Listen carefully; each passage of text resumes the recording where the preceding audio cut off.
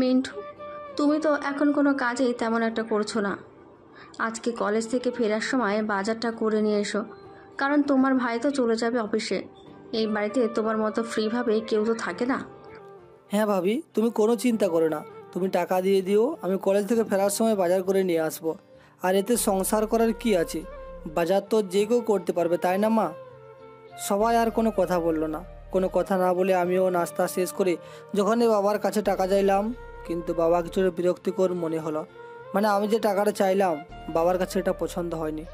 তবুও বাবা আমাকে 100 টাকার নোট দিল। আর 100 টাকার নোট দেওয়ার পর আমি তখন বের হয়ে আসলাম। আর বের হয়ে রাস্তা দিয়ে একা একা হেঁটে যাচ্ছিলাম। আর তখনই আমার বন্ধু রাফি চলে আসলো। রাফি আসার পর আমাকে বলতে শুরু করলো, কিরে, কালকে রাতে যে গ্রুপের মধ্যে মেসেজ দিলাম যে আজকে সবাই মিলে আমরা কলেজ শেষে ঘুরতে যাব, কিন্তু তুই তো কোনো সিন করিসনি। সিন না করে ঘুমিয়েছিস, আর তাই তো তুই প্রস্তুতি নিয়ে আসতে পারিসনি। দোস্ত, আমি আজকে কলেজ শেষে ঘুরতে পারবো না রে, কারণ আমার বাজার করতে হবে। ভাবি বাজারে টাকা দিয়ে দিয়েছে। যদি বাজার না করে নিয়ে যায়, তাহলে ভাবি অনেক কথা শুনিয়ে দেবে। আমার এসব কথা শুনতে একদমই ভালো লাগে না রে। দোস্ত, আমি একটা জিনিস বুঝতে পারলাম না, তোর পরিবার তোর সঙ্গে এমন করে কেন? আমার তো আসলে মাথায় আসে না, তুই কি ওদের আসলেই সন্তান, নাকি তোকে দত্তক নিয়ে এসেছিল? মাঝে মাঝে আমার এরকমটা মনে হয়। কিছু করার নাই রে দোস্ত। ভাবছি ইন্টার পরীক্ষা দেওয়ার পর কোনো একটা জব করব। আর যেহেতু সামনে আমাদের ফার্স্ট ইয়ারে পরীক্ষা শুরু, মানে সেকেন্ড ইয়ারে উঠে পড়ব, তখন বেশি দিন লাগবে না, পরীক্ষাটা হয়ে যাবে, কি তাই তো? হ্যাঁ ঠিক, তাই তো। কারণ সেকেন্ড ইয়ারে ওঠার পর তো বেশি সময় থাকবে না, কারণ টেস্টের পরে তো ফাইনাল পরীক্ষা শুরু হয়ে যাবে। আচ্ছা ঠিক আছে, এখন চল তাড়াতাড়ি, কলেজে দেরি হয়ে যাচ্ছে। আমি রাফির সঙ্গে কথা বলতে বলতে কলেজে চলে আসলাম। আর কলেজে আসার পর আমি এই সকল বন্ধুবান্ধবের সঙ্গে একটু কথা বললাম। আর কথা বলার পরে সবাই আমরা ক্লাসের মধ্যে প্রবেশ করলাম। ক্লাসে প্রবেশ করতেই স্যার যথারীতি ক্লাসে শুরু করলো, ক্লাস করাচ্ছেন। আর তখন হঠাৎ করে একটা নতুন মেয়ে ক্লাসের মধ্যে প্রবেশ করলো। সঙ্গে প্রধান শিক্ষক রয়েছে। প্রধান শিক্ষক সবার সঙ্গে পরিচয় করে দিলেন। মেয়েটা ট্রান্সফার নিয়ে এই শহরে এসেছে এবং এই কলেজে ভর্তি হয়েছে। মেয়েটা দেখতে অসম্ভব সুন্দর, শুধুমাত্র তার চোখগুলো দেখা গেছে। মেয়েটা কালো বরকা পরে এখানে এসেছে, বুঝতেই পারছি মেয়েটা অনেক বড়লোক ঘরের মেয়ে। কিন্তু যে পর্দা করে, বিষয়টা দেখে সত্যিই ভালো লাগলো। মেয়েটার চোখগুলো ছিল অসম্ভব সুন্দর। আমি ক্লাসের মধ্যে মেয়েটার দিকে বারবার তাকাচ্ছিলাম। এটা মেয়েটা কিছুটা হলেও খেয়াল করলো এবং মেয়েটা আমার দিকে দুবার তাকালো। এমন একটা অগ্নিদৃষ্টিতে আমি তারপর আর না তাকিয়ে ক্লাস শেষ করলাম। আর কলেজে ক্লাস শেষ করে বন্ধুবান্ধবের সঙ্গে বের হলাম। আর তখন এই মেয়েটা এক সাইড করে আমাকে এড়িয়ে চলে গেল। তখন আমি পিছন থেকে বলতে শুরু করলাম, এই যে ম্যাডাম, আমাদের সঙ্গে পরিচয় না হয়ে একা একা চলে যাচ্ছেন, এটাকে ঠিক হচ্ছে? আমাদের সঙ্গে পরিচিত হতে পারেন। মেয়েটা কোনো কথা না বলে সেখান থেকে চলে গেল। বুঝতে পারলাম মেয়েটা সবার সঙ্গে তেমন একটা কথা বলে না, চুপচাপ স্বভাবের একটা মেয়ে। মেয়েটা চলে যাওয়ার পর আমি রাতের বার সঙ্গে আবারও হাঁটতে হাঁটতে বাজারে চলে আসলাম। বাজারে সে যেগুলো বলেছিল সেগুলোই কিনলাম। বাজার করা শেষ করে আমি বাসায় ফিরলাম। রাফি তার বাসায় চলে গেল। আমি বাসায় ফেরার পর বাজারগুলো ভাবির হাতে দিলাম। ভাবির হাতে দেওয়ার পর ভাবি বাজারগুলো দেখে আমাকে বলতে শুরু করলো, শাহরিয়ার, আমি না তোমাকে বলেছিলাম যে তুমি বাজারে টাকা কখনোই মারবে না? তুমি বাজারের টাকাটা কেন মেরেছো? এখনও তো মনে হয় 400 টাকা তোমার কাছে আছে। দাও টাকাগুলো। ভাবি, জিনিসপত্রের দাম বেড়ে গেছে, সেই জন্য মাত্র 300 টাকা ফিরে এসেছে। আর তুমি যেগুলো বলেছিলে সেগুলো তো খুঁজে খুঁজে পাওয়া যায় না, একটু বেশি লেগেছে, এই নাও 300 টাকা। এই বলে আমি রুমে চলে আসলাম। ভাবি আর ভাইয়া রিলেশন করেই বিয়ে করেছে। ভাবি মাস্টার কমপ্লিট করে অনেক বড়লোক ঘরের একটা মেয়ে, কিন্তু আমরা মধ্যবিত্ত। আমি আমার রুমে এসে ফ্রেশ হয়ে নিলাম। আর ফ্রেশ হওয়ার পর মাকে বললাম খাবার দেওয়ার জন্য। একটু পরে মা আমাকে খাবার দিল। খাবার দেওয়ার পর আমি চুপচাপ খাবার খেতে লাগলাম। তখন দেখলাম ভাইয়া চলে এসেছে দুপুরে লাঞ্চ করার জন্য।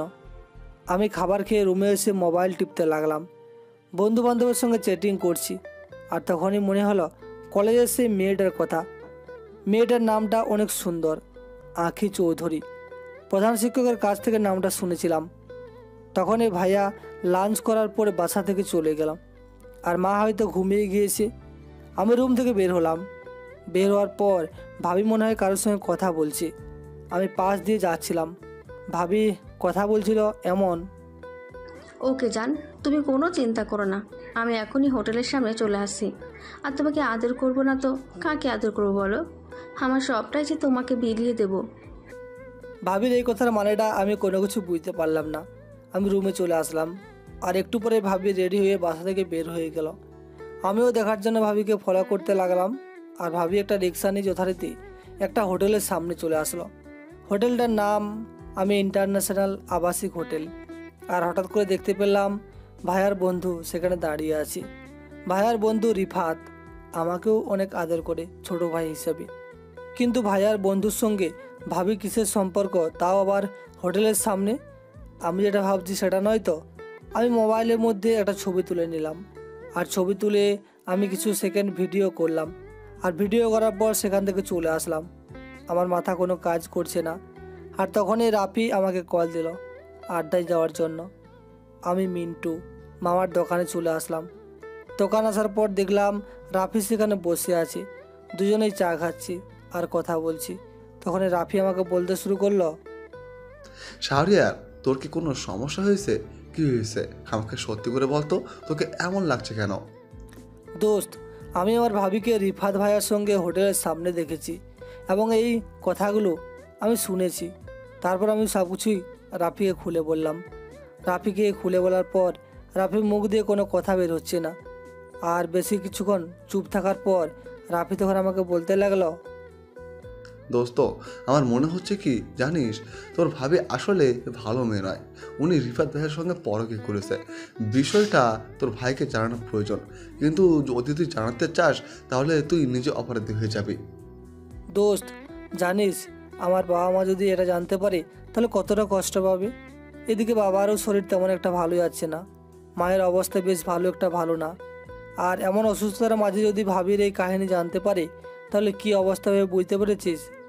বাবা যতটা পেনশনের টাকা পায় তা দিয়ে মোটামুটি হয়ে যায়। আমি চাই না যে এখন কোনো ঝামেলা করতে। কিন্তু দোস্ত, এভাবে চলতে দেওয়া হলে অনেক বেশি ক্ষতি হয়ে যাবে। আর এই রিফাত ভাই কতটা ভালো আর কতটা খারাপ এটা আমি আর তুই ছাড়া অন্য কেউ জানে না, কি তাই তো? আচ্ছা, এসব কথা বাদ দে, যা মন চাই করুক, আমার কি? কারণ সে তার নিজের ক্ষতি করছে, নিজের মান সম্মান নিজে খাচ্ছে, এমনকি পাপ কাজ করছে। তাহলে এখানে আমাদের কোনো কিছু বলার নেই। নতুন মেয়েটা যে এসেছে না, তাকে আবার আমার অনেক ভালো লেগেছে। সেটা তো বুঝতে পারছি, আমার বন্ধুদের ওই মেয়েটার প্রেমে পড়ে গেছে, সেটা তো এখন বুঝতে পারছি। তবে মেয়েটা কিন্তু সবার চেয়ে একটু আলাদা, এটা তাকে দেখে বোঝা যাচ্ছে। এভাবে আমি রাফির সঙ্গে বেশ অনেক বিষয়ে কথা বলতে লাগলাম। রাফি আমার একমাত্র বেস্ট ফ্রেন্ড, তার জন্য সব কিছুই দুজনে মিলে শেয়ার করি এবং সিদ্ধান্ত নিই।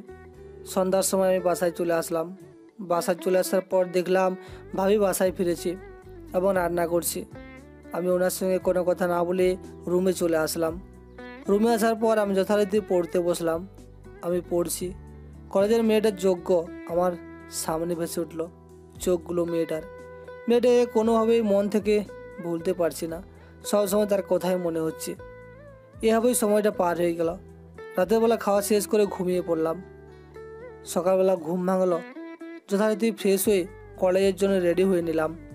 নাস্তা করার পর আমি এসে দাঁড়িয়ে আছি মোড়ে রাফির জন্য। আর তখনই দেখলাম মেয়েটা রিক্সা করে কলেজের দিকে যাচ্ছে। আমি আর রাফি মেয়েটার পিছনে হেঁটে হেঁটে যাচ্ছি, কিন্তু মেয়েটা কোনো কথাই বলছে না। আমি কথা বলার জন্য চেষ্টা করছি, আর মেয়েটা তখন আমার সামনে এসে থেমে যায়। থেমে যাওয়ার পর আমার পিছন দিকে ফিরে বলতে থাকে, কি ব্যাপার, আপনি রাস্তার মধ্যে চলার সময় এভাবে ডিস্টার্ব কেন করছেন? আমি যে আপনার সঙ্গে কথা বলতে চাচ্ছি না সেটা কি আপনি বুঝতে পারছেন না? কেন? কথা বলতে গেলে কি অনেক বেশি সমস্যা হবে? একটু কথা বললে তো তেমন কোনো ক্ষতি হবে না, তাই না? আর এত অহংকার কিসের? কেন আমার আপনার সঙ্গে কথা বলতে হবে? আপনি কে? হ্যাঁ, দেখেন, আপনি আমাকে একদম বিরক্ত করবেন না, তাহলে কিন্তু আপনাকে যে কি করব সেটা নিজেও জানি না। যেহেতু তুমি নিজেও জানো না, তাহলে আর কি করা যায়? আর আমরা একই ক্লাসে পড়ি, এভাবে আপনি আপনি করে বললে কি আর হবে? আমরা তো বন্ধু, তাই না? কথা বলাই যায়। আমি বকাটে কারোর সঙ্গে কথা বলি না, বুঝতে পেরেছেন? আর রাস্তার মধ্যে এভাবে কথা বলাটা ঠিক না, সবাই অন্য কিছু ভাবতে পারে। আঁখি কোনো কথা না বলেই সেখান থেকে চলে গেল। আর একাই চলে যাওয়ার পরেই আমি তার পিছনে পিছনে হাঁটতে শুরু করলাম। হাঁটতে হাঁটতে কলেজে চলে আসলাম। কলেজে আসার পর আমি বন্ধু বান্ধবের সঙ্গে বসে পড়লাম। ক্লাস যেহেতু এখনও শুরু হয়নি, অনেকটা সময় আছে, দেখলাম বারান্দার মধ্যে আঁখি দাঁড়িয়ে বাইরের প্রকৃতি দেখছে। আর আমি তখন পেছন থেকে বলতে শুরু করলাম, কীভাবে বাইরে তাকিয়ে আছো কেন? চাইলে তো আমার সঙ্গে গল্প করতে পারো না। আমি কোনো কিছু মনে করব না আমার সঙ্গে গল্প করলে, যাওয়ার সময় একসঙ্গে যেতে পারি। কেন আমার সঙ্গে একসাথে যাবেন শুনি? আপনি আমার কি হন যে আমি আপনাকে আমার সাথে করে যাওয়ার অনুমতিটা দিয়ে দিব? আমি কলেজের স্যারদের কাছে এতটা ঋণী যেটা আসলে প্রকাশ করার মতো নয়, কারণ এখনও তো অন্য ক্যাম্পাস ঠিক করছে, তাই না? সেই জন্য তো মেয়েদের ক্লাসটা এখন ছেলেদের সঙ্গেই করছে। আর যদি ছেলেদের সঙ্গে না করতো তাহলে তো তোমার সঙ্গে আমার দেখাও হতো না। ও তাই নাকি? তা আপনি তো ভেরি ইন্টারেস্টিং কথা বলছেন। আপনার মাথায় এত বুদ্ধি নিয়ে কিভাবে ঘুমান আপনি? ওকে দেখা যাক ছুটির পরে। আসলে মেয়েদের ক্যাম্পাস অন্য জায়গায় নিয়ে যাচ্ছে, আর অন্য ক্যাম্পাসটা এখনও নির্মাণধানী হচ্ছে, কিছুদিনের মধ্যেই ঠিক হয়ে যাবে। আর সেই কারণে ছেলেদের সঙ্গে ক্লাস করানো হচ্ছে মেয়েদেরকে। এই জন্যই একই সঙ্গে আমার দেখাটা হয়ে গেল।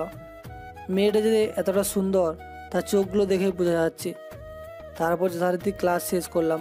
আর ক্লাস শেষ করার পর আমি পাশাপাশি হেঁটে যাচ্ছি। সে আমার কিছুটা আগে আগে যাচ্ছে, আর আমার কিছুটা আগে আগে যাচ্ছে, আর আমি তার পিছনে পিছনে যাচ্ছি। রাফিও আমার সঙ্গে আছে, আর আমি কিছুটা এগিয়ে পাশাপাশি হাঁটতে শুরু করলাম। তখন আঁখি বলতে লাগলো, আপনার কি মনে হচ্ছে না যে আপনার সাহসটা একটু বেড়ে গেছে? আজকে আপনি আমার পাশাপাশি হাঁটার সাহস পেয়ে গেলেন। কেন পাশাপাশি হাঁটতে গেলে এত সাহসের কি প্রয়োজন হয়? আমরা যেহেতু একটা ক্লাসেই পড়ি, তার জন্য তো মনে হয় না কোনো সমস্যা হবে, কি তাই তো? তখন আকাশের অবস্থা দেখলাম বেশি একটা ভালো নয়, যে কোনো সময় বৃষ্টি নামতে পারে। আর 5 মিনিট পরে বৃষ্টি নামতে শুরু করলো। আমার ব্যাগে একটা ছাতা ছিল, আমি ছাতাটা আঁখির কাছে দিলাম। আঁখির কাছে দেওয়ার পর আঁখি তখন আমাকে বলতে শুরু করলো, আপনি যে আমাকে ছাতাটা দিয়ে দিচ্ছেন, তাহলে আপনি কি করে বাসায় যাবেন? আপনার সবকিছু তো ভিজে যাবে, তখন কি হবে? সমস্যা নেই, আমি যেতে পারবো। আরে বন্ধুর জন্যই তো বন্ধু, তুমি আজকে ছাতাটা নিয়ে যাও, কালকে না হয় আমাকে ছাতাটা ফেরত দিয়ে দিবে, সমস্যা তো নেই। আর আমার এমনিতেও ভিজতে বৃষ্টিতে ভালোই লাগে।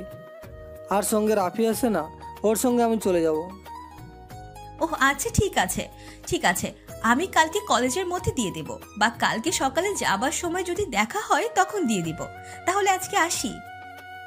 সামনের রাস্তাটা বেশি একটা ভালো নয়, চলো আমি তোমাকে সামনের দিকে এগিয়ে দিয়ে আসি, কারণ ওখানে কিছু বকাটে ছেলেরা থাকে, তোমার সঙ্গে একা পেয়ে মন মরা বিরক্ত করবে।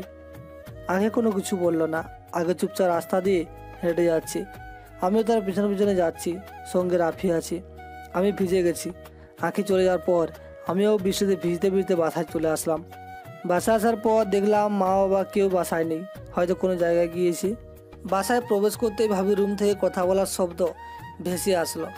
ভাবি হয়তো ফোনে কারোর সঙ্গে কথা বলছে।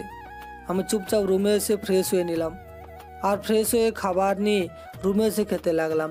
আর খাওয়া শেষ করে ভাবি রুমের পাশ দিয়ে যাওয়ার সময় ভাবি ফোনের ওপাশের জনকে বলছে, তোমাকে তো কালকে বেশি সময় দিতে পারিনি, তুমি কোনো চিন্তা করো না, আমি সামনে দেখি সময় বের করতে পারি কি না। বুঝতে পেরেছ?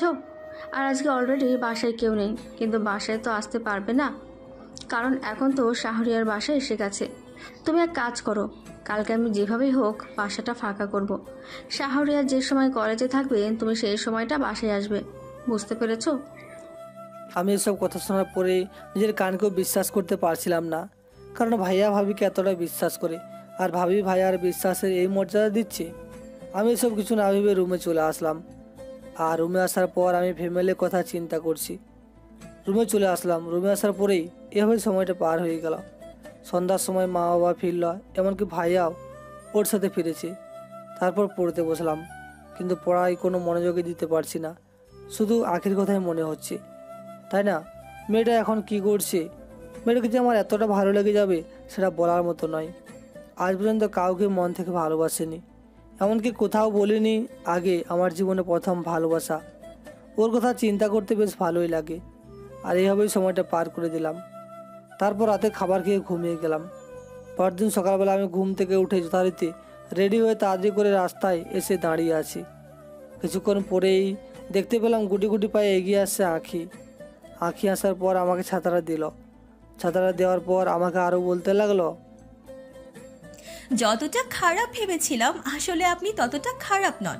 বন্ধু হওয়াই যায়। আর তবে একটা শর্ত আছে, আমি কিন্তু কলেজে সবার সামনে কথা বলতে পারবো না, কারণ এমনি আমি কারোর সঙ্গে কথা বলি না। এটা যদি বাবা জানতে পারে তাহলে আমার কি অবস্থা হবে সেটা আপনাকে বলে বোঝানো সম্ভব না। হ্যাঁ বুঝতে পেরেছি যে তোমার বাবা হয়তো অনেক আগে, কিন্তু আমাকে এভাবে আপনি বলার কি আছে? তুমিও আমাকে তুমি করে বলবে, আমিও তোমাকে তুমি করে বলবো, প্লিজ। ঠিক আছে, আমরা দুজনে না হয় তুমি করে বলবো। আর আজকে কলেজের শেষে পার্কের দিকে যাবে। আমার না পার্কে ঘুরতে অনেক ইচ্ছা করে, কিন্তু বাবা তো নিয়েই যায় না। যদি তুমি যেতে পারো তাহলে তোমাকে নিয়ে যেতে পারি। আমারও ঘোরা হয় না, কারণ আজ পর্যন্ত এই শহরে বা বাইরে কোথাও যাইনি। এই শহরে গণ্ডির ভিতরে থাকা হয়েছে, তবুও এই শহরটা ভালোভাবে দেখি। চলো তাহলে কলেজের দিকে যাওয়া যাক। আর আজকে তোমার বন্ধুরা আসেনি, কি যেন নামটা ছেলেটার, নামও মনে পড়েছে, নাম রাফি। আচ্ছা, আমি আমার নিজের পরিচয়টা দিই আগে। আমি হলাম বাবা মার একমাত্র মেয়ে। বাবা বড় বিজনেসম্যান, মা আছে। আর তোমার? আমি তত ভালো একটা মানুষ নই। বাড়িতে মা বাবা, বড় ভাইয়া ভাবি আছে, আর আমরা মধ্যবিত্ত ঘরের। নিজেকে এত ছোট করে কথা বলার কি আছে? শোনো, এই পৃথিবীতে যারা আছে সবাই কিন্তু রক্ত মাংসের করা মানুষ। নিজেকে এত ছোট মনে করবে না। মধ্যবিত্ত হয়েছে দেখে কি হয়েছে? এখন কলেজে যাই, চলো। তারপর আখির সঙ্গে কথা বলতে বলতে আমি কলেজে চলে আসলাম। কলেজে আসার পর আমি বন্ধু বান্ধবের সঙ্গে আড্ডা দিতে লাগলাম। বেশ কিছুক্ষণ পরে রাফি কলেজে আসলো। রাফি আজকে হঠাৎ করে দেরি করে এসেছে, হয়তো কোনো ঝামেলা ছিল। আর এইভাবেই পার হয়ে গেল বেশ অনেকটা দিন। আখির সঙ্গে আমার এখন ভালো বন্ধুত্ব হয়ে গেছে। দুজন সবসময় কথা বলি, একসঙ্গে যাওয়া আসা করি। মেয়েটাকে এত তাড়াতাড়ি আমার এত কাছাকাছি চলে আসবে মেয়েটা কখনো ভাবতে পারেনি। আখি আমাকে ছাড়া অন্য কারোর সঙ্গে কথা বলে না, কারণ এতে তার কোনো দোষ নেই। তার ছোটোবেলা থেকে হয়তো এমনটা ইচ্ছা। এটাই আমার কাছে সবচেয়ে বেশি ভালো লাগে। এখন পর্যন্ত তার মুখটা দেখিনি, কখনো দেখতেও চায়নি। আর কিছুদিন পরে আখি তখন আমাকে কলেজ থেকে ফেরার পরে আবারও বলতে লাগলো, আচ্ছা শাহরিয়ার, তোমাকে আমি একটা আজকে প্রশ্ন করব। তোমাকে যবে থেকে দেখছি তবে থেকে তুমি কেমন যেন মন মরা হয়ে থাকো। যতক্ষণ পর্যন্ত আমার পাশে বা কলেজে থাকো ততক্ষণ পর্যন্ত তুমি হাসি খুশি থাকো, কিন্তু যখনই তুমি বাসা থেকে বের হও তখনই তোমার মনটা খারাপ থাকে কেন? এটার একটা অনেক বড় কারণ আছে, যেটা আমি তোমাকে এখন বলতে চাচ্ছি না। ফ্যামিলিতে যদি সমস্যা থাকে তাহলে কোনো ছেলেরই মন মেজাজ কোনো কিছু ভালো লাগবে না। দেখো, আমি তোমার একমাত্র বেস্ট ফ্রেন্ড, তুমি আমারও একমাত্র বেস্ট ফ্রেন্ড। আমি তোমাকে ছাড়া অন্য কারোর সঙ্গে কথা বলি না, এটা আমার এমনি তো পছন্দ নয়। ঠিক আছে, তোমার চাল চলন, তোমার সবকিছু দেখে আমি তোমার সঙ্গে বন্ধুত্ব করেছি। আর এখন বন্ধুত্ব থেকে আমরা বেস্ট ফ্রেন্ড হয়েছি, তাই আমাকে তোমার আজকে বলতেই হবে কি হয়েছে তোমার। ঠিক আছে, শোনো তাহলে। ভাবি আমার ভাইয়ের বন্ধুর সঙ্গে পরকীয়া করে, এটা প্রায় অনেকদিন যাবৎ আমি নিজের চোখে সেটা দেখেছি। এমনকি মাঝে মাঝে ফোনে কথা বলে, আর বাবা মায়ের কাছে আমাকে নানান বিষয় নিয়ে কথা বলে, যেখানে আমার কোনো কিছু বলার থাকে না। মা বাবা এটাই বিশ্বাস করে। তাছাড়া আমার বাবা অনেক আগে একটা মানুষ, আর সেজন্য ভাবি যেটা বলে সেটাই ওনারা বিশ্বাস করে, এবং সেটার জন্য বাড়িতে আমি অনেক খারাপ হয়ে গেছি। প্রতিনিয়ত আমার সঙ্গে খারাপ ব্যবহার করে। আমি এখন কি করব কোনো কিছু বুঝতে পারছি না। যেহেতু আমাদের ইয়ার চেঞ্জের পরীক্ষা শেষ হয়েছে, এখন আমরা সেকেন্ড ইয়ারে, কিছুদিন পরে হয়তো টেস্ট পরীক্ষা শুরু হবে, তারপর ফাইনাল পরীক্ষা দেওয়ার পরেই আমি এখান থেকে চলে যাব। তো তুমি সবকিছু মুখ বুজে কেন সহ্য করছো শুনি? তুমি সবকিছুর কেন উত্তর দিচ্ছ না? তুমি সব সত্যিটা খুলে বললে আর নিশ্চয়ই আন্টি তোমার কথা শুনবে। আখি শোনো, আমি তোমাকে একটা কথা বলি। তোমার সোনার চামচ মুখে নিয়ে তোমার জন্ম হয়েছে, বুঝতে পেরেছ? তোমার পরিবারের মতো আমার পরিবার নয়। আমি যদি একটা কথা বলতে চাই সেটা অনেক ঝামেলা হবে, ঝগড়াঝাটি হবে, যেটা আমার একদমই পছন্দ নয়। বুঝতে পেরেছো? সেই জন্য আমি কোনো কিছু বলি না। থাক, তোমার কোনো কিছু বলা লাগবে না। তবে একটা কথা আমি তোমাকে বলতে পারি যে আমি সব সময় তোমার পাশে আছি। তোমার অন্য কারোর সঙ্গে কথা বলা বা কোনো কিছুর প্রয়োজন নেই। আমি তোমার সব সময় পাশে থাকবো ইনশাল্লাহ। এখন অন্য কোথাও থেকে ঘুরে আসি, আজকে যেহেতু কলেজ তাড়াতাড়ি ছুটি দিয়েছে। তারপর আমি আখিকে নিয়ে পার্কে চলে আসলাম। পার্কে আসার পর দুজনে মিলে একটা জায়গায় বসলাম। তখন আঁখি আমাকে বললো সে বাদাম খাবে। বাদাম কেনার জন্য আমি কিছুটা দূরে চলে আসলাম। আসার পর বাদাম খেলাম, বাদাম কিনলাম। একটা পানির বোতল কিনে আখির কাছে এসে বসে পড়লাম। আখির পাশে বসার পর আখি তখন তার মুখ খুলল। তার ফেসটা দেখে আমি কেমন যেন হয়ে গিয়েছিলাম, কারণ এই প্রথম আখির চেহারাটা আমার সামনে বের করলো। প্রতিদিন তার চোখ জোড়া দুইটা দেখতাম, কিন্তু আজ তাকে নিজের চোখে দেখলাম। মানুষ এতটা সুন্দর হতে পারে এটা আসলে আখিকে না দেখলে বুঝতেই পারতাম না। মেয়েটার মধ্যে অন্যরকম একটা মায়া রয়েছে, যার দিকে তাকাতে মনের মধ্যে অন্যরকম একটা জেগে যায়। আমি তার দিকে তাকিয়ে আছি দেখে তখন আখি আমাকে ধাক্কা দিয়ে বলতে লাগলো, কি ব্যাপার, তুমি আমার দিকে এমন করে তাকিয়ে আছো কেন? বেশি তাকিয়ে দেখো না, পরে যদি আবার আমার উপর নজর লেগে যায়। তুমি আর কখনো এভাবে তোমার ফেস করবে না। এরকম ফেস করলে কলেজে যত ছেলে মেয়ে রয়েছে সবাই তোমার জন্য পাগল হয়ে যাবে। বুঝতে পেরেছো? আর অলরেডি তো তোমার আমার ক্যাম্পাস আলাদা হয়ে গেছে। আজকে থেকে তোমার সকাল শিফটে, আমার দুপুর শিফটে। হ্যাঁ, এখনই ভালো হয়েছে। কোনো ছেলে আমার দিকে তাকাতে পারবে না, আমারও কাউকে বকাঝকা করতে হবে না।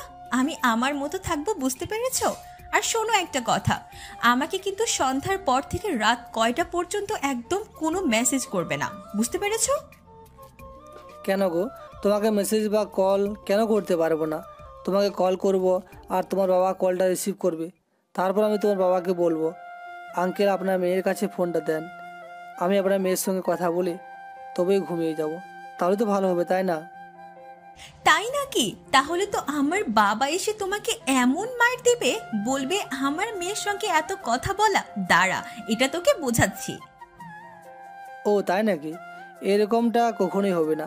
আমি কি তোমার এখনও স্কুলে পড়ি নাকি? আমি ইন্টার সেকেন্ড ইয়ারের ছাত্র, তাই একটু বুঝে শুনে কথা বলবে। আমাকে বুঝতে পেরেছো? হ্যাঁ, তাই তো মনে হচ্ছে। এখন আপনার সঙ্গে কথা বলতে হবে। আচ্ছা, এখন উঠতে হবে আমাদের। আর বাদাম তো আমার চেয়ে তুমি বেশিই খেয়েছো, খাদক একটা। তুমি নিজেই দিচ্ছ আমাকে খাওয়ানোর জন্য, তাহলে খাবো না তো মাথা দিয়ে রাখবো নাকি? এগুলো তো খাওয়ার জিনিস, তাই তো খেয়েছি। আর তুমি তো কম খাওনি, তাই না? তুমিও ভালোই খেয়েছো। চলো তাহলে তোমার ফেস বন্ধ করো, চাই না মানুষ যে দেখুক। আমার মনে হচ্ছে আমাকে নিয়ে তোমার অনেক চিন্তা। তা আমাকে নিয়ে তোমার এত চিন্তা হয় কেন বলো তো? তোমার কথাবার্তা আমি মাঝে মাঝে বুঝতেই পারি না। তারপর দুজনে মিলে হাঁটতে হাঁটতে মোড়ে চলে আসলাম। আর মোড়ে আসার পর একটা রিক্সা নিলাম। রিক্সা নেওয়ার পরে আখি রিক্সায় চলে গেল, আর আমিও হাঁটতে হাঁটতে বাসায় চলে আসলাম। আসার পর বাসায় আমি যখনই প্রবেশ করতে যাব তখনই আমাকে ভাবি বলতে শুরু করলো, বাসায় কোনো প্রকার বাজার নেই, তাই রান্না করতে পারিনি। আর মা বাবা দুজনে গ্রামের বাড়িতে গিয়েছে, ওনারা 3-4 দিন আসবে না, বুঝতে পেরেছো? আর তোমার ভাইয়াও অফিসের কাজে 2 দিনের জন্য রাজশাহী গিয়েছে, বাজার করে নিয়ে এসো। ভাবি এটা তো আমাকে সকালবেলা বলতে পারতে। এখন তো আমি কলেজ থেকে এসেছি, এখন কি বাজারে যাওয়া সম্ভব? এখন কোনো কিছু দাও, পরে না হয় বিকেলবেলা যাই। তাহলে এখন না খেয়ে থাকো। এখন তোমাকে দেওয়ার মতো আমার কোনো কিছু নেই, বুঝতে পেরেছো? আমি কি তোমার জন্য রান্না করে বসে আছি নাকি? পারলে নিজে রান্না করে খাও, আমাকে কেন বলতে এসেছো? ভাবি তুমি এভাবে কথা বলছো কেন? আর ভাইয়া বাবা ওনারা তো অনেক কিছুই সংসারের জন্য করে থাকে। তুমি আমাকে এভাবে কথা বলতে পারো না। তুমি সবসময় মা বাবার কাছে আমাকে খারাপ বানিয়েছো। আমি কি এটার বিরুদ্ধে কোনো কিছু বলেছি বলো? তোমার এত বড় সাহস, তুমি আমার মুখের উপরে কথা বলো? তুমি যে দিন দিন নষ্ট হয়ে যাচ্ছ, এটা কি তুমি বুঝতে পারছো? আমি এই জন্য বলেছি তোমার ভাইকে নিজে বাসা থেকে চলে যাওয়ার জন্য, অন্য নতুন বাসা নেওয়ার জন্য, কিন্তু সে কোনোভাবেই যাবে না। আমি আর এই সংসারে থাকবো না। তুমি যে কি চাও সেটা তো আমি খুব ভালোভাবেই জানি। দয়া করে এরকমটা কখনোই করো না। আমার ভাইয়া তোমাকে অনেক বেশি বিশ্বাস করে, আমার মা দুজনেই তোমাকে অনেক বেশি আদর করে, নিজেদের মেয়ের মতো দেখে। এই সুন্দর সংসারটা ফেলে তুমি যেও না। না জেনে শুনে তুমি আমাকে এইভাবে কথা বলবে না কখনোই। আর তুমি কি মনে করেছো তোমাকে এখন আমি ভালো ভালো সম্মান দিয়ে কথা বলছি? আরেকটা যদি কথা বলো তাহলে মেয়ের দাঁত ভেঙে দিব, তোমার ফাজিল ছেলে। ভাবি তুমি কি মনে করেছো আমি এখন স্কুলে পড়ে যে আমাকে ধমক দিবে আমি ভয় পেয়ে যাব? আমি যথেষ্ট বড় হয়ে গেছি, আমি এখন সব কিছু বুঝতে শিখেছি। এই বাস্তবতা তুমি নিজে এখনও শিখতে পারোনি। এই সমাজ কীভাবে চলে সেটা তুমি এখনও বুঝোনি। তুমি একদিন ঠিকই বুঝতে পারবে, কিন্তু সেদিন কপাল চাপানো ছাড়া আর কোনো কিছুই করার থাকবে না তোমার। কথাটা মনে রেখো। তারপর আমি রুমে চলে আসলাম। রুমে আসার পর ফ্রেশ হয়ে আমি নিজে নিজে কিছু রান্না করলাম। রান্না করার পর খেয়ে নিলাম। আর খেয়ে নেওয়ার পর আমি আখির সঙ্গে মেসেজে কথা বলতে লাগলাম। বিকেলবেলা আমি বাজারে আসলাম। বাজারে আসার পর ভাবি যেগুলো বলেছিল ঠিক সেগুলোই কিনলাম। বাজার করার পর সন্ধ্যায় বাসায় ফিরলাম। বাসায় ফেরার পর আমি ভাবিকে যেগুলো করেছিলাম সব দিয়ে রুমে চলে আসলাম। রুমে আসার পর বিছানায় এলিয়ে দিলাম। অনেক ক্লান্ত লাগছে। তখন রাফি আমাকে কল দিল। রাফি আমাকে কল দেওয়ার পর আমাকে বলতে লাগলো, দোস্ত নৌবাহিনীতে আবেদন করার সময় এসেছে, তুই কি নৌবাহিনীতে আবেদন করবি? আমার মনে হয় তোর চাকরিটা হয়ে যাবে। কারণ কেন জানিস? কারণ তোর শরীর স্বাস্থ্য সব কিছু ঠিক আছে, তোর মার্কস ভালো আছে। আমি তো করতে পারবো না, কারণ আমার চোখের সমস্যা, সেই জন্য। তোর সব কিছু ঠিক আছে, তুই একবার আবেদন করেই দেখ। কি বলিস তুই? আমার হবে মানে? আজকাল টাকা ছাড়া কোনো কিছু হয় না। আর সেখানে কিনা আমার মতো একটা ছেলে চাকরি পেয়ে যাবে? না রে, আমার যদিও অনেক ইচ্ছা যে নৌবাহিনীতে জব করব, কিন্তু সব ইচ্ছে কি আর পূরণ হওয়ার? এইভাবে কেন বলছিস রে? আমি তো তোর পাশে আছি, তাই না? আমি তোর বিষয়টা জানি, আর সেজন্যই তোকে আমি আবেদন করার জন্য বলছি। তুই আবেদনটা কর। আমার মনে হয় তোর চাকরিটা হয়ে যাবে। আর ওরা যোগ্যতা দেখে নেয়, কোনো টাকা পয়সা লাগে না, বুঝতে পারছিস? তারপর আমি রাফির সঙ্গে আরও কিছু কথা বলে কলটা কেটে দিলাম। কল কেটে দেওয়ার পর আমি সকালবেলা ঘুম থেকে উঠে কলেজের জন্য রেডি হয়ে নিলাম। আমি কিছু রাস্তায় এসে আখির জন্য ওয়েট করতে লাগলাম। বেশ কিছুক্ষণ পর আখি চলে আসলো। আর না খেয়ে আসার পরে আমি তাকে সব কিছুই বললাম। সব কিছু শোনার পর সে তখন বলতে শুরু করলো, যেহেতু এখন বাসাটা খালি, তার মানে এখন অনেক কিছুই হতে পারে। প্লিজ তুমি এমন কোনো কিছু করো না যার ফলে তোমাকে বাসা থেকে বের করে দেয়। তুমি সব কিছু দেখে না দেখার ভান করে থাকবে, বুঝতে পেরেছো? প্লিজ। দেখো, নিজের চোখের সামনে এভাবে অন্যায় করে দেখলে কার সহ্য হয় বলো? তারপর আবারও আমার ভাইয়া হয়তো আমার সঙ্গে কথা বলে না, আমিও তার সঙ্গে কথা বলি না, কিন্তু ভাইয়ার প্রতি যে শ্রদ্ধা সম্মান, এটাকে তোমার শেষ হয়ে গেছে বলো? এটা তো থাকবেই, তাই না? আমার এসব সহ্য হয় না। ভাবির এসব কথাবার্তা, ইচ্ছে করে যে ভাবিকে কোনো কিছু একটা করে ফেলি। নিজে কোনো কিছু করার চেষ্টা করো, পরিবারের দিকে তাকিয়ে থেকো না তুমি। এমনকি তুমি এটা মনে রাখবে, তোমার ভাবির জন্য তোমার মা বাবাকে দেখার মতো কেউ থাকবে না। তোমার বড় ভাইয়া কিন্তু ওনাদেরকে সেবা করতে পারবে না। তুমি একটা কথা মাথায় রাখবে যে তুমি ছাড়া তোমার বাবা মায়ের কেউ নেই, আর তুমি সেভাবেই তৈরি করবে। আর বাবা মা অনেক কিছুই বলবে, সেজন্য রাগ করে থাকাটা একদম উচিত নয়। যদিও বাসা থেকে বলেছি যে কলেজে যাব, কিন্তু তোমার তো এখন ছুটি হয়েছে, তাই না? চলো তোমার সাথে কোথাও ঘুরে আসি। আমি এখন কলেজে যেতে পারবো না। ও, তার মানে এগুলো বলার জন্যই আপনি কলেজে যাওয়ার 1 ঘন্টা আগে এসেছেন আমার সঙ্গে দেখা করার জন্য? ঠিক আছে, চলুন, আপনার কথা তো রাখতেই হবে, আর এই জন্য আপনি মন খারাপ করে আছেন। তারপর আখিকে নিয়ে আমি পার্কে চলে আসলাম। পার্কে আসার পর দুজনে মিলে গল্প করছি। আখির গায়ে কলেজ অ্যাড্রেস। আমার যদিও অনেক ভয় পাচ্ছে, কারণ কলেজ ড্রেস পরা অবস্থায় পার্কে এসেছি। না জানি তার ফ্যামিলি যদি কেউ দেখে ফেলে তাহলে অনেকটা সমস্যা হবে। আমার গায়ে ড্রেস রয়েছে, দুজনে পরনের ড্রেস রয়েছে, তাই বেশিক্ষণ থাকবো না। আর আখির সঙ্গে কথাবার্তা বলে আখিকে রিক্সায় তুলে দিলাম। রিক্সায় তুলে দেওয়ার পর আমিও বাসায় চলে আসলাম। বাসায় এসে দেখি বাসায় তালা মারা। আমি আমার চাবি দিয়ে বাসার ভিতরে প্রবেশ করলাম। প্রবেশ করার পরে কারো উপস্থিতি টের পেলাম, যেটা আমি এতক্ষণ সন্দেহ করেছিলাম।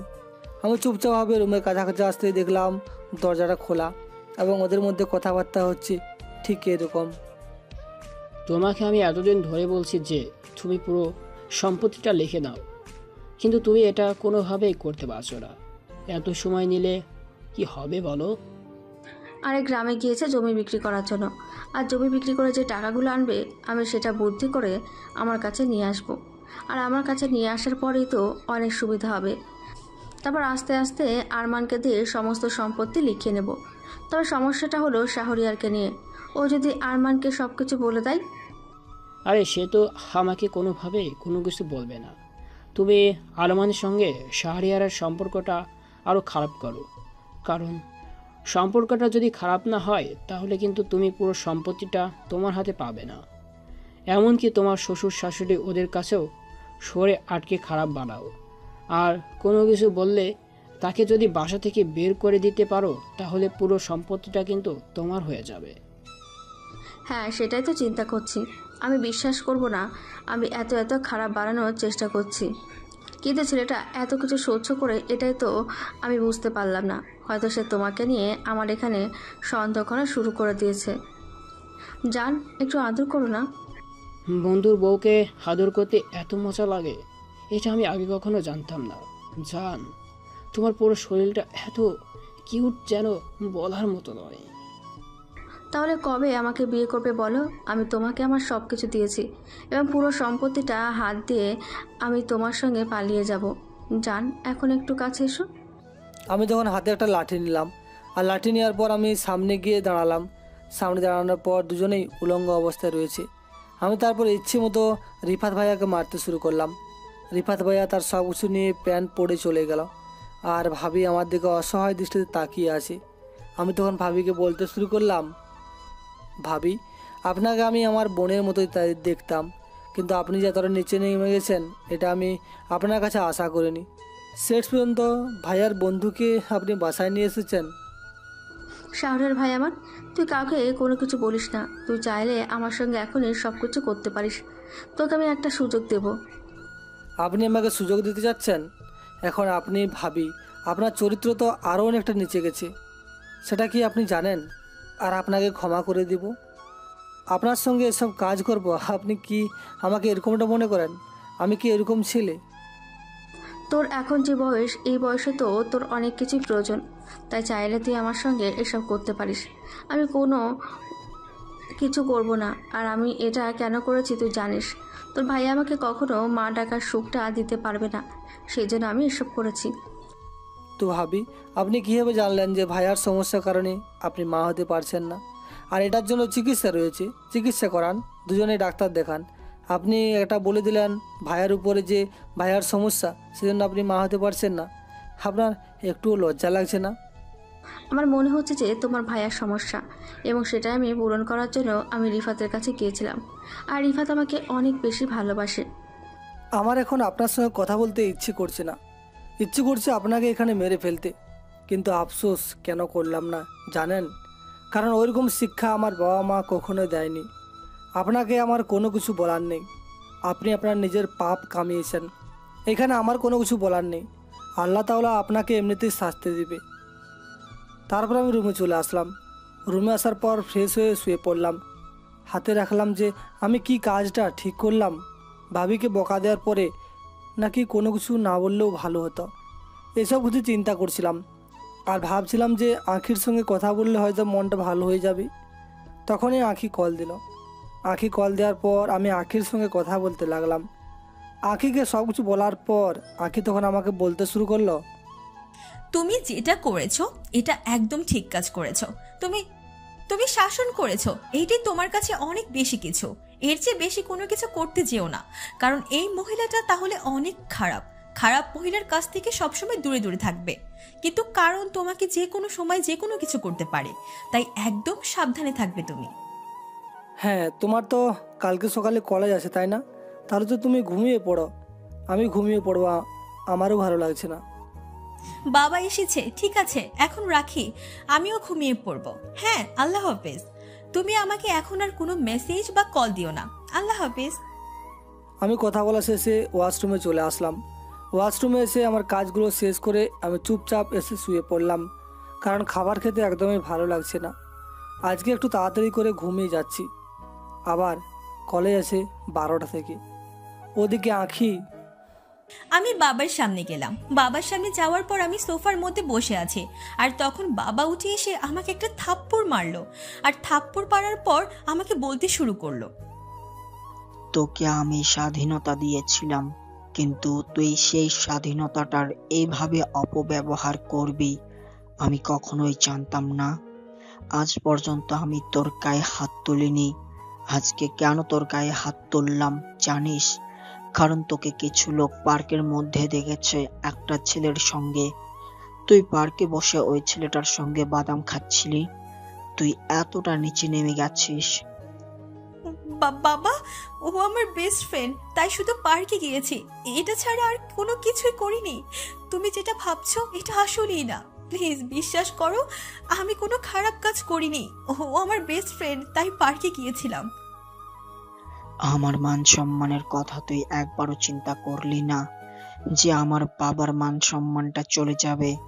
তুই পর্দা করে চলাফেরা করিস। তুই যেখানে ভর্তি হতে চেয়েছিস সেখানেই তোকে ভর্তি করেছি। আমি তোকে অন্য কোথাও ভর্তি করিনি। কিন্তু তুই একটা ছেলের সঙ্গে কেন পার্কে থাকবি?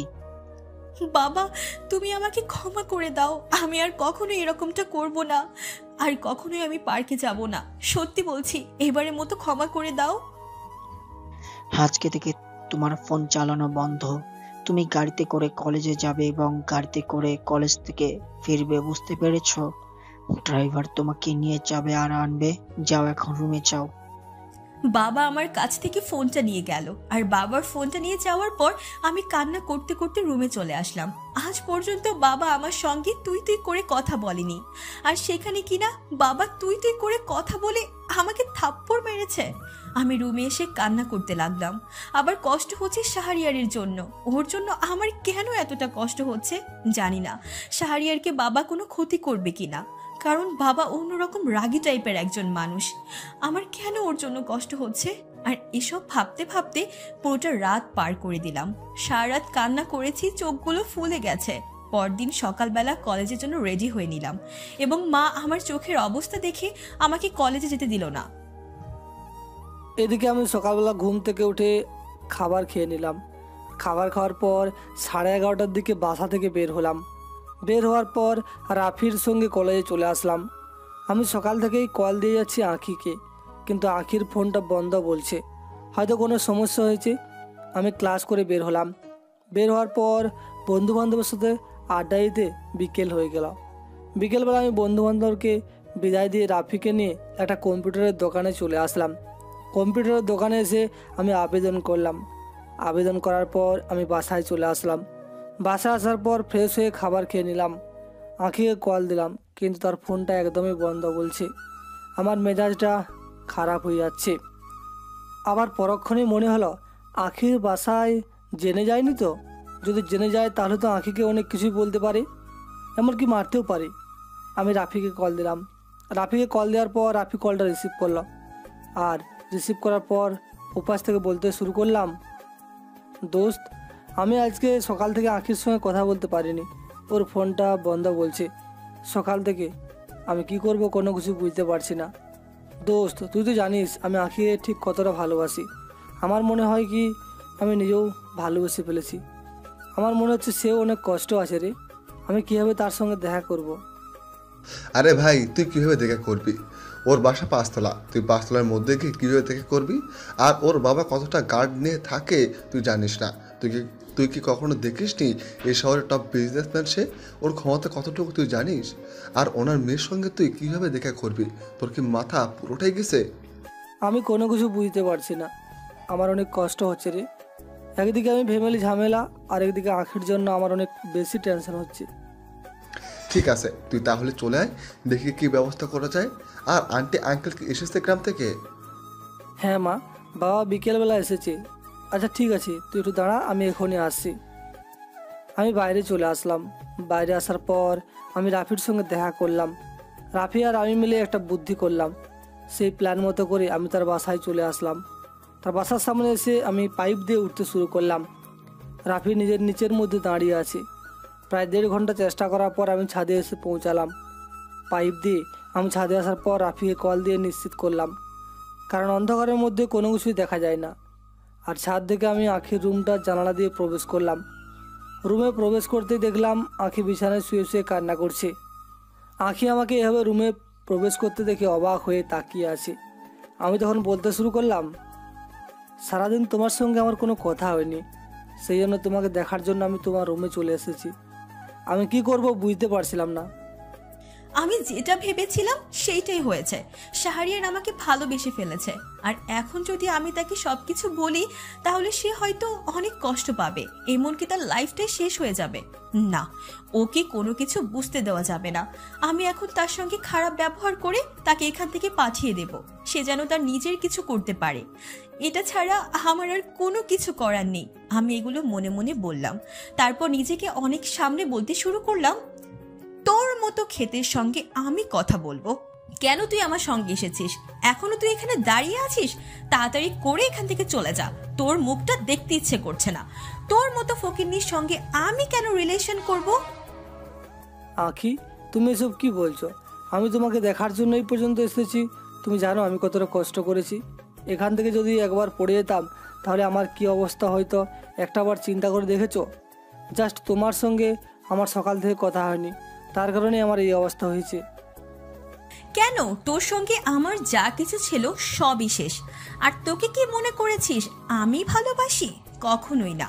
আমি তোকে গরিব দেখে দয়া করেছিলাম, এটা ছাড়া আর কোনো কিছুই না। বুঝতে পেরেছিস? এখনো এখানে দাঁড়িয়ে আছিস? তাড়াতাড়ি করে এখান থেকে চলে যা, না হলে আমি তোকে ঘাড় ধাক্কা দিয়ে এখান থেকে বের করে দিব। তখনই আখির রুমে তার বাবা প্রবেশ করলো। তার বাবা আমাকে এই অবস্থায় দেখে ইচ্ছে মতো মারতে শুরু করলো, আর মারতে মারতে আমাকে ঘাড় ধাক্কা দিয়ে বের করে দিল। আমাকে পুলিশে দিতে চেয়েছিল, কিন্তু আন্টির কথা আমাকে ছেড়ে দিল। আমি হাঁটতে পারছিলাম না। আমি রাফির কাছে আসলাম। রাফির কাছে আসার পর রাফি সব কিছুই বুঝে গেল। আর বুঝে যাওয়ার পর রাফি তখন আমাকে বলতে শুরু করলো,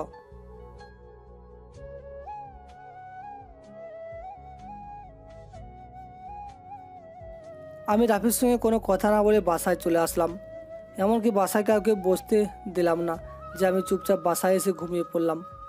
মা বাবা খাবার জন্য ডাকছিল, কিন্তু আমি খাইনি। বললাম বাইরে থেকে বন্ধু বান্ধবের সঙ্গে খেয়ে এসেছি। হঠাৎ করে মাঝরাতে আমার ঘুমটা ভেঙে যায়। দেখলাম কেউ আমার বুকের উপর উঠে বসে আছে। আমি চোখ মেলে তাকিয়ে দেখলাম আমার উপর ভাবি উঠে বসে আছে। ভাবির শরীরে এমন কোনো একটা জামা কাপড় নেই।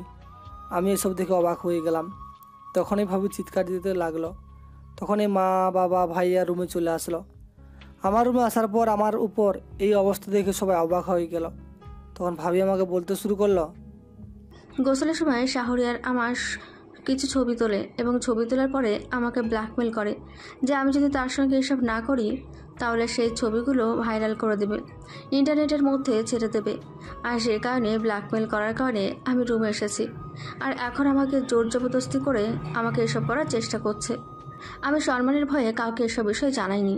ভেবেছিলাম শাহরিয়ার হয়তো মজা করেছে, কিন্তু সে আমাকে নষ্ট করার জন্য চেষ্টা করেছে। ভাইয়া তুই বিশ্বাস কর, আমি এসব কোনো কিছু করিনি। তুই কি আমাকে এসব করতে কখনো দেখেছিস?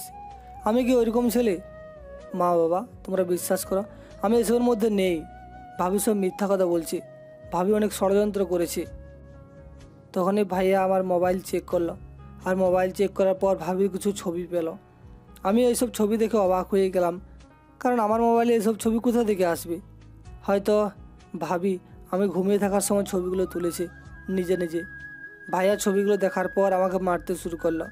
আর তখন মা আমাকে বলতে শুরু করলো, আমার ছেলে যে এতটা খারাপ এটা আমি জানতাম না। তুই আজকে থেকে আমার কোনো ছেলে না।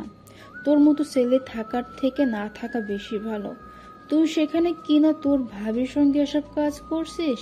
সি, তোর ভাবির ছবি নিয়ে তাকে ব্ল্যাকমেল করার চেষ্টা করছিস? সেসব করার জন্য এটা দেখার জন্য আমি এতদিন বেঁচেছিলাম? না, খোদার কসম করে বলছি আমি এসবের কোনো কিছুই জানি না। ভাবি সব কিছু ষড়যন্ত্র করেছে। ভাবি রিফাত ভাইয়ার সঙ্গে পরকীয়া করে, এবং সেটা আমি জেনে যাই। আর সেই কারণে ভাবি এসব মিথ্যা বলছে। তুই এখনই এই বাড়ি থেকে বের হয়ে যা। তোর মতন কোনো সন্তান আমার দরকার নেই। আজকে থেকে মনে করবো আমার একটা মাত্র ছেলে। আমার শাহরিয়ার নামে কোনো ছেলে ছিল না। তোকে আমি ত্যায্য পুত্র করলাম। তখনই ভাই আমাকে মারতে শুরু করলো। ভাইয়া আমাকে মারতে মারতে বাড়ি থেকে বের করে দিল। বের করে দেওয়ার পর আমি চুপচাপ সেখান থেকে বের হয়ে যাই। আর যাবার সময় ভাবিকে আমি একটা কথা বললাম, ভাবি তুমি আজকে যে মিথ্যা কথাটা বলে তুমি আমাকে বাসা থেকে বের করে দিয়েছো, এটার জন্য একদিন তোমাকে অনেক পরম মাসল দিতে হবে। একদিন সবাই সত্যিটা জানতে পারবে, কিন্তু তখন হয়তো আমার এই সময়টা থাকবে না। সময় কিন্তু ঠিকই চলে যাবে। আমিও নিজে কোনো কিছু করব, আর এমন কোনো কিছু করব যেটা তোমরা তখন হাজার কাঁদলেও কোনো কাজ হবে না। আমি আমার নিজেকে এমনভাবে তৈরি করব, আর তোমার শাস্তি তুমি অবশ্যই পাবে। আল্লাহ তাআলা তোমাকে এই দুনিয়াতেই অনেক শাস্তি দেবে, কারণ তুমি অনেক পাপ করে ফেলেছো। এই কথা বলার পর আমি বাসা থেকে বের হয়ে যাই। বের হয়ে যাওয়ার পর কোথায় যাব কোনো কিছু বুঝতে পারছিলাম না। তখন রাফিকে কল দিলাম। রাফিকে কল দেওয়ার পর রাফি সব কিছু শুনে বলল তার এখানে যাওয়ার জন্য। আমি রাফির বাসায় চলে আসলাম এবং তার সঙ্গে রাতটা পার করলাম। পরদিন সকালবেলা রাতের বাসা থেকে বের হয়ে, কারণ এখানে আমার থাকা যাবে না, যদিও হাতে কোনো টাকা পয়সা নেই, কিন্তু আমি রাফির কাছ থেকে 5,000 টাকা ধার নিলাম। তারপর একটা মেসে উঠলাম। মেসে ওঠার পর আমি ওখানে কয়েকদিন থাকতে শুরু করলাম। 2 বছর পর আমি নিজেকে অনেক পরিবর্তন করে ফেলেছি। এখন আর আমি আগের মতো খ্যাতমার্কা কোনো ছেলে নেই। কেউ আমাকে অবহেলা করতে পারে না। 2 বছরে নিজেকে এমন পর্যায়ে নিয়ে গেছি যেটা শুধুমাত্র আমার চেয়ে আর কেউ জানে না। আমি ক্যাম্পে প্রবেশ করলাম, আর তখনই আমাকে স্যার কল দিল। স্যার কল দেওয়ার পর আমি কলটা রিসিভ করলাম। তখন স্যার বলল তার সঙ্গে দেখা করার জন্য। আমি আমার গাড়িটা রেখে স্যারের ক্যাবিনে চলে আসলাম, আর আমি বসে ফাইলটা ভালোভাবে দেখতে শুরু করলাম। তখন স্যার আমাকে বলতে লাগলো, শাহরিয়ার, তোমার ট্রেনিংয়ে তুমি অনেক ভালো করেছো এবং তুমি যেসব অপারেশন করেছো এইসব অপারেশন সবগুলোই সাকসেসফুল হয়েছে। তোমার বুদ্ধিমত্তা, তোমার সব কিছু তোমাকে এ পর্যন্ত নিয়ে এসেছে। জি স্যার, একটা কথা ছিল আর কি, আমি বাইরে কোন ভার্সিটিতে ট্রান্সফার নিতে চাই, কারণ বাইরে ভার্সিটিতে গেলে আমি হয়তো সবার সঙ্গে চলাফেরা করতে পারবো, এবং কি আপনি যে এই অপারেশনের কথা বলছিলেন এটা অনেক ভালো তথ্য বের করতে পারবো। কোনোভাবেই না, তুমি অনার্স কমপ্লিট করবে। তুমি নৌবাহিনীর যে নিজস্ব ভার্সিটি রয়েছে সেটা দেখো। এটা ছাড়া তোমাকে আমি কোনোভাবেই অন্য কোনো ভার্সিটিতে যেতে পারবো না, কারণ তোমাকে যদি একবার চিনে ফেলে তাহলে সমস্যা হবে। এখন কাজের কথায় আসি। এই লোকটার নাম ফখরুল মির্জা, অনেক বড় বিজনেসম্যান, কিন্তু বিজনেসের আড়ালেও নারী পাচার এমনকি ড্রাগসের ব্যবসা করে থাকে। তুমি ওনার ব্যাপারে খোঁজ নিয়ে তুমি ওনাকে অ্যারেস্ট করবে। পুলিশ সিআইডির কোনো কিছুই ওর কিছু করতে পারেনি, সবাইকে ও কিনে নিয়েছে, তাই দায়িত্বটা নৌবাহিনীর উপর দিয়েছে। আমার বিশ্বাস তুমি এটা করতে পারবে। জি স্যার, আমি আমার সাধ্যমতো চেষ্টা করব এটা করার জন্য। স্যার, আমি ফাইলটা নিয়ে গেলাম, আপনাকে পরবর্তীতে ডিটেলস জানিয়ে দেব। তারপর আমি স্যারের রুম থেকে বেরিয়ে আমার রুমে চলে আসলাম। আমার রুমে আসার পর আমি ফাইলটা ভালোভাবে দেখতে শুরু করলাম। ফাইলের মধ্যে যাকে দেখলাম তার ছবি দেখে আসলে নিজের চোখকেও বিশ্বাস করতে পারছিলাম না, কারণ এটা আর কেউ নয়, এটা হচ্ছে আখির সেই গুণধর বাবা, যেই বাবা আমাকে ঘাড় ধাক্কা দিয়ে মেরে বের করে দিয়েছিল, আর সেই এখন অবৈধ ব্যবসা করে। আমি তারপর ডিটেলসগুলো ভালোভাবে দেখতে শুরু করলাম, আর সে আবারও একটা ভার্সিটির সভাপতি ছিল। ইচ্ছে ছিল বাইরে কোনো ভার্সিটি থেকে অনার্স কমপ্লিট করব, কিন্তু যেহেতু নৌবাহিনীর আলাদা করে ভার্সিটি রয়েছে তাই সেখানে আর যাওয়া হলো না, কারণ স্যার আমাকে সেরকম ছুটি দিবে না। তারপর আমি গাড়ি নিয়ে বেরিয়ে পড়লাম। আমার সঙ্গে আমার টিমের সদস্যরা আছে। প্রায় 2 ঘন্টা পর সেই চিরসেনা শহরে এসে পৌঁছালাম। তারপর একটা হোটেলে উঠলাম।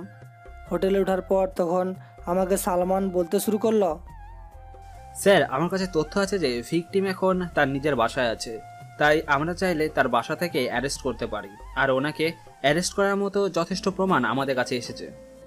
সালমান, তুমি কি জানো যে এটা আমার শহর?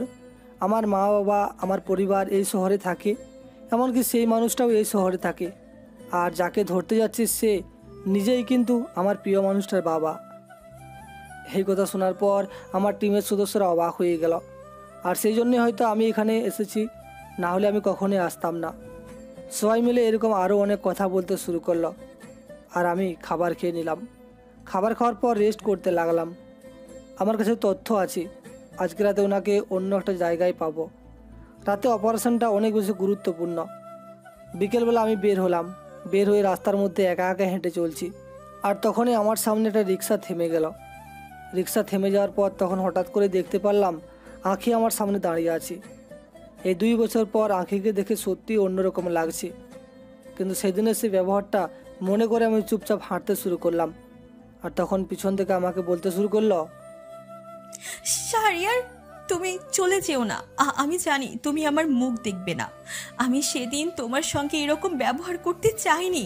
তুমি জানো আমি তোমাকে কত জায়গায় খুঁজেছি, কিন্তু কোথাও তোমাকে খুঁজে পাইনি। এমনকি রাফির কাছেও অনেক হাতে পায়ে ধরেছিলাম, কিন্তু সেও কোনো কিছু বলেনি, কোনো তথ্য দেয়নি তোমার ব্যাপারে।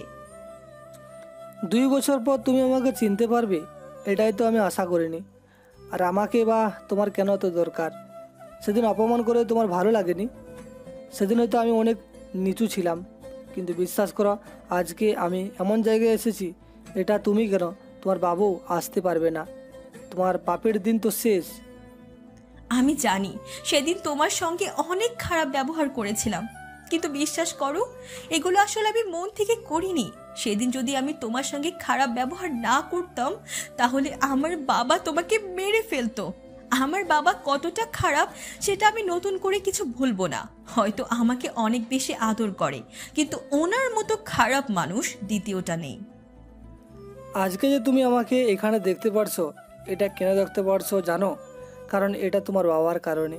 তোমার বাবাকে অ্যারেস্ট করার জন্য আমাকে পাঠানো হয়েছে, কারণ তোমার বাবা নাকি অনেক ক্ষমতাশীল, কাউকে কোনো পরোয়া করে না। আমি জানি আমার বাবা নারী পাচার থেকে শুরু করে ড্রাগসের ব্যবসা করে থাকে। এমনকি তার নিজের যে ভার্সিটি রয়েছে, সেই ভার্সিটিতেও ড্রাগসের ব্যবসা চালিয়ে যাচ্ছে। কিন্তু আমি মেয়ে হয়ে আমি এসব কি করব? বিশ্বাস করো আমি সেই আগের মতোই আছি। আমি তোমাকে অনেক অনেক বেশি ভালোবাসি। বিশ্বাস করো, আর সে ভালোবাসার জন্যই হয়তো আমি তোমাকে আবার খুঁজে পেয়েছি। আমাকে খুঁজে পেয়ে তুমি কি করবে? আবার নতুন করে শুরু করবে মানে? সেদিনের ব্যাপারটা আজও বলিনি। বলো, তোমার বাবাকে এখন কোথায় পাওয়া যাবে? আমার বাবা যে এতটা খারাপ এটা আসলে আমি কয়েকদিন ধরে জানতে পেরেছি, যখন সিআইডি বাবার ব্যাপারে অনেক খোঁজাখুঁজি করছে। এমনকি পত্রপত্রিকায় বাবার নামে অনেক কিছু আগে লেখালেখি হতো, কিন্তু বাবা এগুলো মিথ্যা বলতো। কিন্তু আমি যেগুলো প্রমাণ পেয়েছিলাম, এগুলো থেকে আমি শিশুর বাবা এসব করে থাকে। তোমার বাসা দেখে তোমাকে অনেক খোঁজ করা হয়েছে। তোমার ভাবির আসল সত্যটা ফাঁস হয়ে গেছে।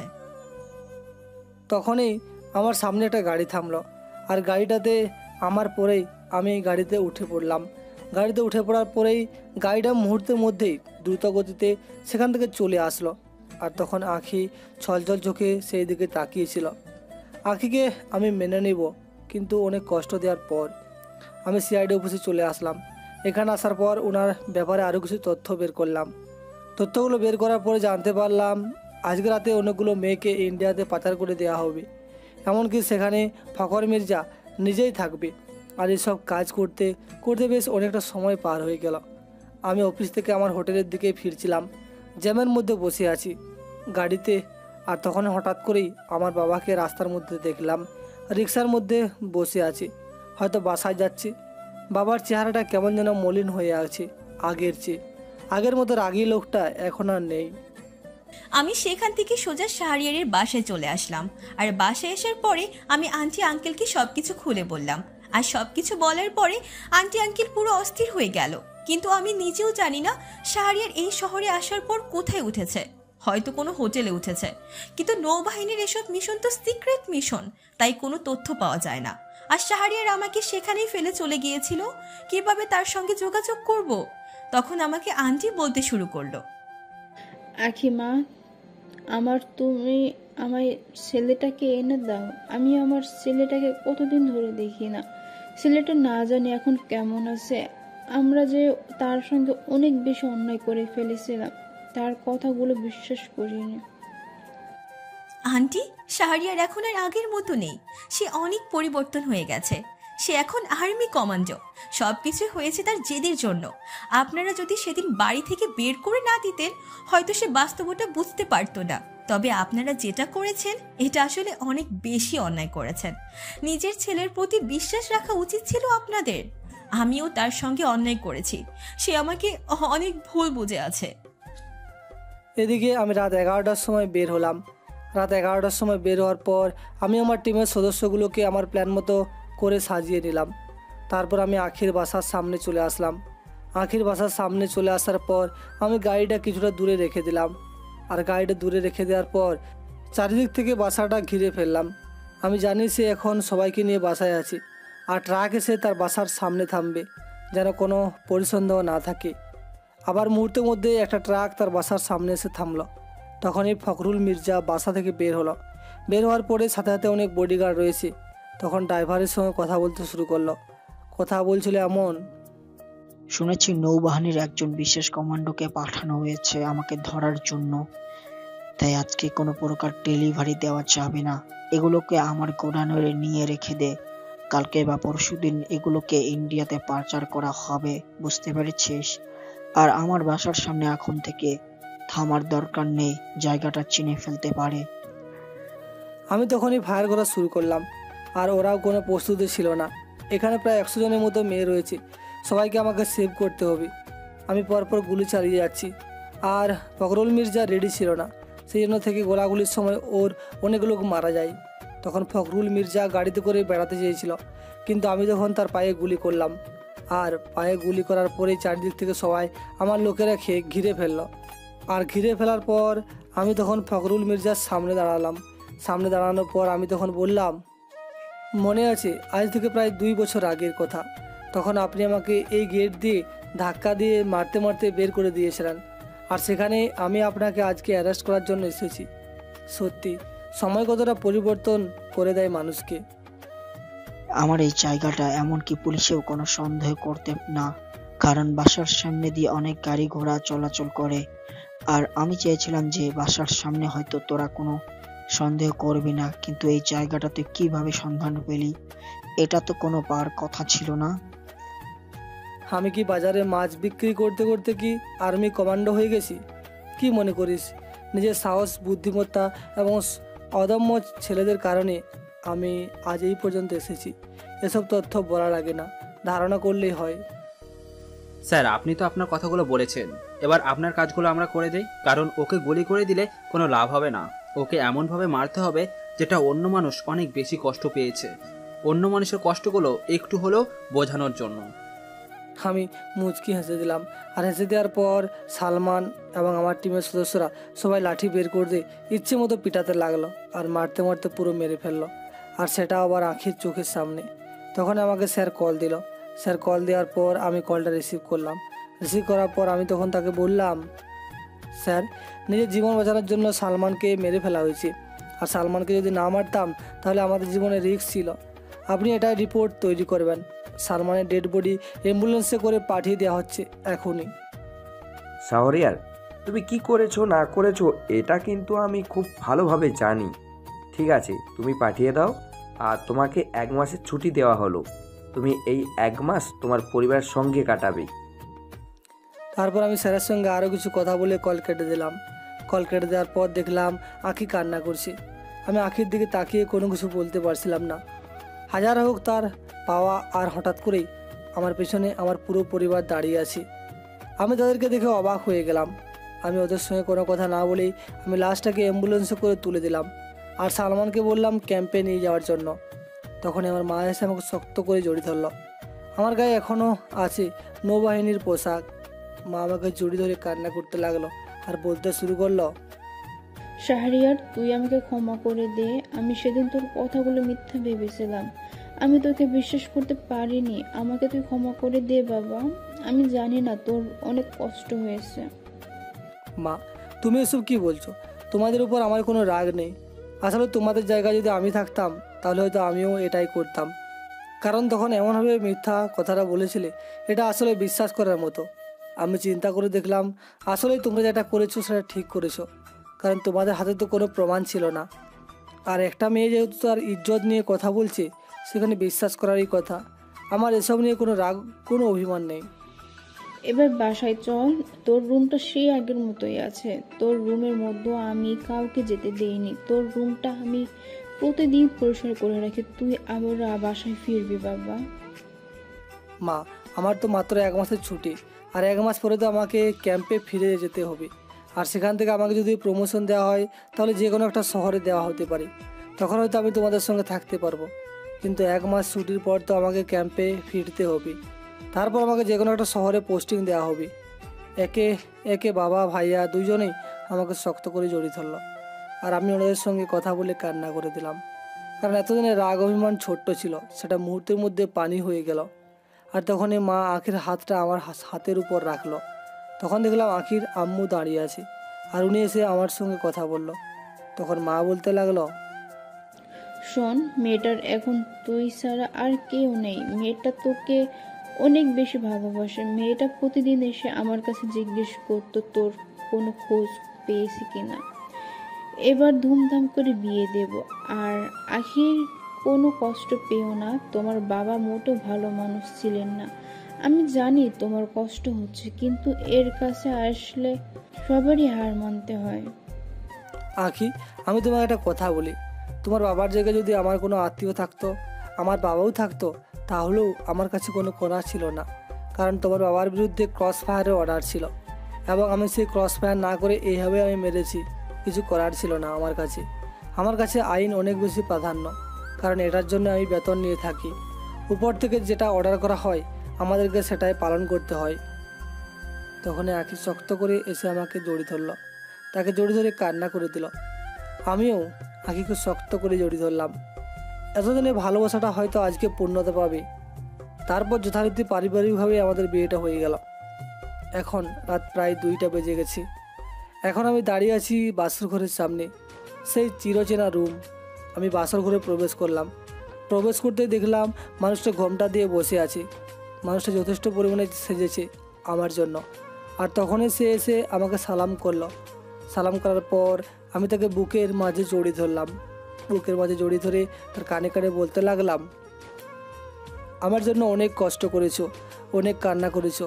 এবার আর কখনোই তোমাকে কষ্ট পেতে দেব না। এমনভাবে বুকের মাঝে আগলে রাখবো, কোনোদিনও কোথাও যেতে পারবে না। আমাকে কথা দাও, তুমি যেখানে যাবে আমাকে সঙ্গে করে নিয়ে যাবে। তোমাকে ছাড়া আমি এক মুহূর্ত থাকতে পারবো না। এই 2টা বছর আমি কতটা কষ্টে ছিলাম, যেটা তোমার ধারণার বাইরে। আমিও তো অনেক কষ্ট ছিলাম জান, তাই এবার আমার একটা স্বপ্ন পূরণ করবে তুমি। আমি খুব তাড়াতাড়ি বাবা হতে চাই, কারণ পুরো বাড়িটা ফাঁকা ফাঁকা লাগে। কিছু কিছু মানুষ আনার দরকার, তাই না? নতুন মানুষ আনতে তো অনেক কষ্ট করতে হবে। সেই কষ্টটা কি আমি করতে পারবো একা একা বলেন? আমার তো অনেক ভয় করে এটার জন্য। ভয় কিসের ম্যাডাম? সব সময় তো আপনাকে আমার সঙ্গে রাখবো, এত ভয় কেন? আমি তো আছি আপনার পাশে। তাই এবার আমার এই গুরুত্বপূর্ণ মিশনের জন্য তৈরি হয়ে নিই। এই মিশনের জন্য কোনো প্রস্তুতি নেওয়া লাগবে না, বুঝতে পেরেছেন জনাব? আর অলরেডি কিন্তু রাত 2টা পার হয়ে গেছে, মাথায় আছে? তারপর আমি আখিকে কোলে করে নিয়ে বিছানায় শুয়ে দিলাম। আর বিছানায় শুয়ে দেওয়ার পর দুজনে মিলে হারিয়ে গেলাম এক অজানা রাজ্যে। আর এইভাবে না হয় আমাদের মিষ্টি ভালোবাসার গল্পগুলো চলতে থাকুক। আজ এই পর্যন্তই, দেখা হবে পরবর্তী কোনো গল্পতে। সেই পর্যন্ত সবাই ভালো থাকবেন, সুস্থ থাকবেন। Thanks for watching this video.